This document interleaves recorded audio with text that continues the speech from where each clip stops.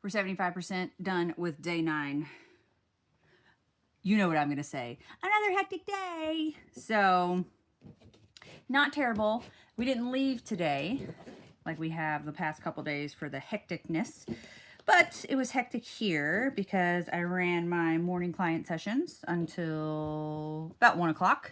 And then I immediately started cooking. So, I have a bread maker.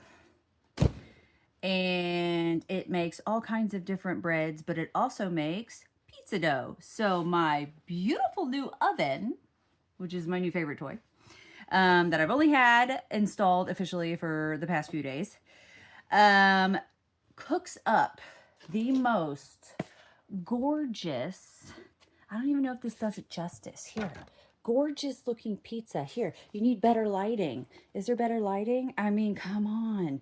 It makes it fluffy. And this is like the thin crust version. It's like cooking it in a brick oven because I have a stone pan thing. First time using it. I am not a cook, but I am practicing to get better. Have been for the last couple years. And I'm pretty good. It's just janky. You see this? I mean, this is supposed to be a circle. This is the other half. I mean, it still tastes the same. And I can't get this to go into a circle by hand because 1, I suck at it. And 2, I thought I had a rolling pin. I don't. So anyway, so I ate up the last of, which I've mentioned the past couple vlog days. I ate up the last of my, I'm having a brain fart. The last of my quesadilla mix. Essential, well, that's what I'm calling it. It can be, I also use it like Frito pie. I put it on Frito chips the other day and it was glorious. Making those, the mixture of the black beans and the corn and the onions and the tomatoes. And then I put it over Fritos. I don't know what's wrong with me. I put it over Fritos and then poured some of my vegan cheese, which I mentioned the other day, where it's just potatoes and carrots. Yes, you can make nacho cheese from just potatoes, carrots, and the right flavorings. And it is just like rainbow in a cup. We'll say that. I don't even know what I'm saying right now. I'm very, it's hot in here. Right now, I made some garlic butter, okay? I'm just going to sprinkle this on. This is taking too long. So, I am just going, you could probably, I don't know if you want to see this. I mean, let me tilt you down. Here. This is the jankiness of the day. So, I finished up the last of that quesadilla mix this morning, and I added one of these sausages. It was this one. So this is the sausages I was talking about the other day, okay? This is plant-based, Simple Truth brand. This is a chorizo style. These are my favorite. They're a little bit spicy, but nothing excessive. These are the ones, my husband loves this, and they're all right. The Italian garlic and fennel, okay? But these are actually like real ingredients, okay? It's nothing, let me bring it back up. It's nothing artificial. It's not Beyond Meat. It's not processed crap and chemicals. It's actually natural ingredients, and they're surprisingly tasty, and you can use them in different ways. So what I've done, say on this pizza that I already made earlier, that I'm making obviously 2 more because my son is obsessed with pizza, and I tried to explain to him that this is better than Little Caesars. But when you're 11, Little Caesars is magic. So I told him no more Little Caesars. I'll just do it myself. I have an oven now. Huh. So, but on the one I made earlier for my husband, it has the fennel sausage on it. So that right there, one of those is a hit of 25 grams of protein, which is lovely. I did not eat. I had a couple slices. But between that and then the sausage that I cut up and put into what I ate earlier, finishing off that quote-unquote quesadilla slash Frito pie slash Southwest mix, whatever you want to use it as, a dish of many different hats. Total so far, I'm probably at about 60 grams of protein, And I'm still falling short on my fiber because I am just letting these days run me instead of me running my days. Don't we all do this? But that's okay because I'm still, you know, I'm not as high as 70 on the protein like I was yesterday. These are all of those onions I chopped. This is surprisingly just the second, I'm on the second one, the second Tupperware. You know, the days, life, okay? Life, seriously. And, you know, I try not to tell people, don't make excuses. Like, there's a difference, by the way, between excuses and reasons. Now, excuses are what you provide yourself in your own mind for not getting something done. A reason is, yes, the same concept as, okay, you still didn't get it done, but the excuse is you chose not to, and the reason is it genuinely interfered. So I'm probably teetering, I'm going to say, between excuse and reason on why I did not get to my food where I should have. I've been in the kitchen this whole afternoon, but I was baking, I don't know where they are. I also made more of my chickpea cookies. They're so good. They're so good. I don't know the numbers on these. I didn't actually measure. I know the ingredients, and so today I didn't feel like measuring because I was being super lazy, and so I just threw it in the food processor, and they're delicious, so who needs measuring? Not me. So what I'm going to do is I'm going to finish making these last two pizzas for the family, and then I'm done cooking for the day. No, I still didn't work out today because of why I told you yesterday. I just haven't. There's no excuse. There's no reason. There's a reason. I don't want to. I don't want to, okay? I know how amazing I will feel once I start going back, but I'm still having that I don't want to because it's going to be awful in the beginning because I'm so unfit and I have 30 to 35 extra pounds-ish on my body. I don't know the exact number because I haven't been on a scale since 6 weeks postpartum. And at that point, I was about 35 pounds above where I want to be, but I was only about 30 pounds above where I was when I got pregnant. So, you know, whatever. So I am going to get my shit together. But when you're in a room where it's like this, it's like there's crap in the corner and then there's stuff on the couch that I just unpacked, like from, you know, recent. There's stuff here. I mean, this is just janky. I'm about to throw this out. That's a camp stove. I've been cooking on that for the last 2 years. And then we just put this wall up like last weekend. So we're still it's a work in progress. And then all of my spices and my food and my crap is on the floor. It's on the floor. I got to clean this off. It's just, you know, I mean, but I'm cooking delicious food and I'm getting like 2/3 the way to my protein goals each day. Okay. Worst case-ish. The last 2 days. Okay. It's moving in the right direction. Okay. Janky as hell, just like it was yesterday, just like it's been all week. It's only Wednesday. But this is what I call real life, okay? And it's such a reminder to me that so many of my clients, most of my clients, almost all of my clients, most of the people I interact with, they always say this, that, their reasons, their excuses, whatever you want to call them. Some are excuses, but you never can tell what's an actual reason. I'm going to chop this up. It's a mushroom.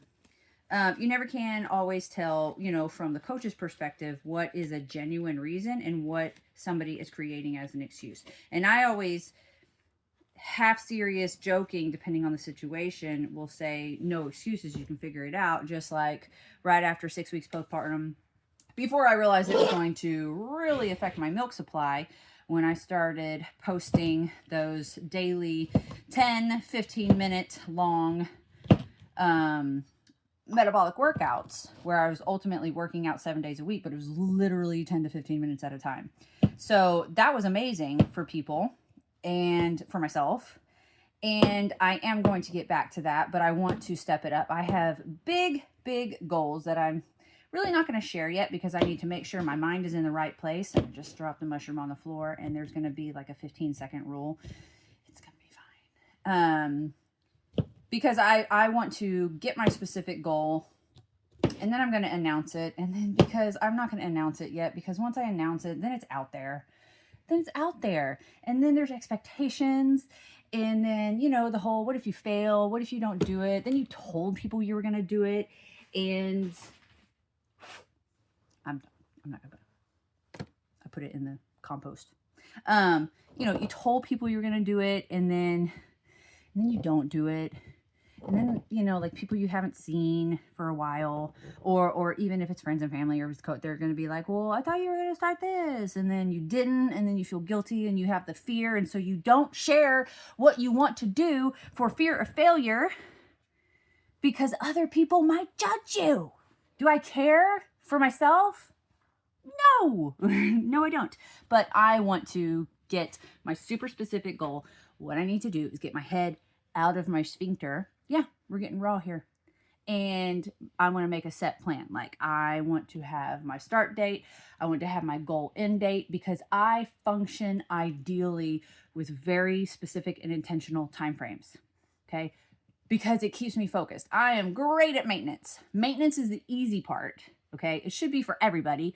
But the thing is, whenever you are coming into a fitness process, I forgot where I put my sausage.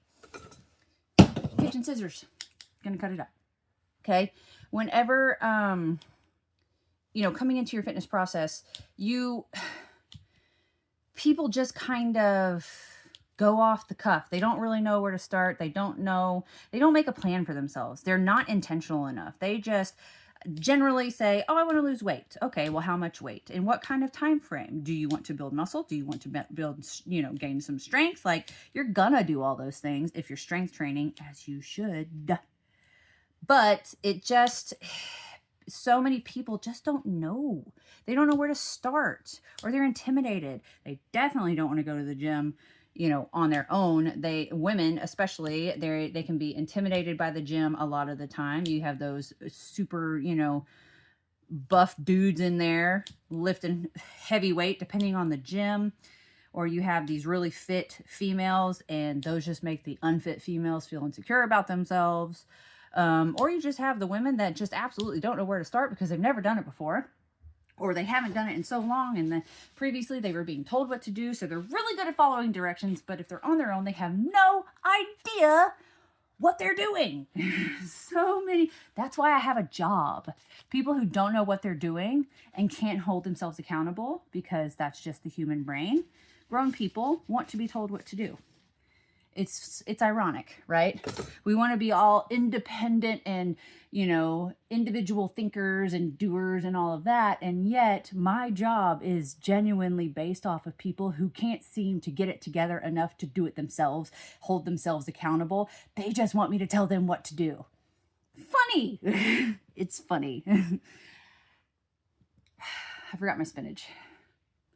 Cheese. I forgot my spinach. Hold on. So, basically, I didn't forget the spinach. Where did I put... Seriously. I don't know. I swear I'm only like this half the time. Not all the time. But right now, it's been a busy mental day for me, because running back and forth, trying to make all the things, and take care of the kids, and make sure my 17-year-old is good with helping me watch my 9-month-old, of course, so that I can cook dinner or food for everybody, yada, yada, yada. Anyway, we're still keeping it healthy. We're doing the thing. It's janky. It's always janky. Anyway, so point being, I'm not ADD, I swear. I want to lay out a specific plan for myself, and then I will share said plan, but it will also be something that is able to be followed by you, okay? And I know I sound so like ridiculous right now and not like an organized coach, but whenever it comes to yourself, things are so different than whenever you make a plan for someone else. I make plans for people every single day, all day. Like, I have a client that's dropped 125 pounds in a year and a half because I can give her a plan and she followed it. Okay. And we worked hard on that plan, in the sense that the plan itself, creation, was very, very simple and easy and immediate, but she worked hard executing that plan. Let me be clear. Okay. She did the work. I just gave her the tools. Okay. So now I'm just in that sense that I have the tools. I know exactly what to do. I'm just hesitating on executing the plan because it's hard work. And I like hard work, but it's just getting started. Once I get started, I'll be fine. Getting started is the hardest part. So that's also why I'm sharing all of this with you, because I know getting started is the hardest part. So if I can just help you understand that I understand, and I am the same human that you are, in the sense that I have the same challenges getting started and getting myself back to fitness. You know, even a fitness and nutrition coach can get unfit for a variety of reasons, and we have the same mental and physical struggles to get back to what we once were as anybody else. Okay, I will get there. I will get this jump started, because when I go hard, I'm thinking the end of March. I want to give myself a few weeks of kind of being a little nice to myself, because I do like to push my limits, but I need to work past what's called the DOMS, DOMS, delayed onset muscle soreness. It's all that soreness that you feel like, that makes you feel like you're going to die in the first like 2-ish weeks of starting a new strength training program, when you haven't been doing much of anything, if at all. So once you get past that, then the soreness does not come up in that same way, nowhere near that same way. So you just have to kind of ease into it for the first couple weeks, which is what I'm about to do. And then I'm going to go hard after that, and I will record those workouts. Maybe not the first few. I will record them so that you can track them, same way that I had people follow along with me whenever I was right after 6 weeks postpartum, and I was doing those 10-15 minute workouts. I went up to 100 straight days. It was 7 days a week, 100 straight days. But it was 10-15 minutes, and it was different muscle groups. So it was extremely doable, sustainable, maintainable, but it still made you sore. Because whenever you focus on just 1 or 2 muscle groups for 10 solid minutes, it's a lot of work on just that one area of your body. And that's all you need, baby. You just need enough stimulation to help progress happen. All right. So that being said, I'm at about 60 grams of protein today. And again, I think I'm hovering at like 10-15 grams of fiber. I am going to step it up. I promise. I don't need to promise you. I'm promising myself, holding myself accountable, okay? And me knowing that you're watching my ridiculousness helps me hold myself accountable, because I know that I am sharing exactly what you're feeling, because I hear this all the time from all of my clients or potential clients. It's the same thing, okay? I am you. I feel you. I hear you. We're in this together. I'm going to go finish my pizza, cooking it, and I'm going to eat it. I'm going to enjoy it because it's delicious. I'll see you tomorrow.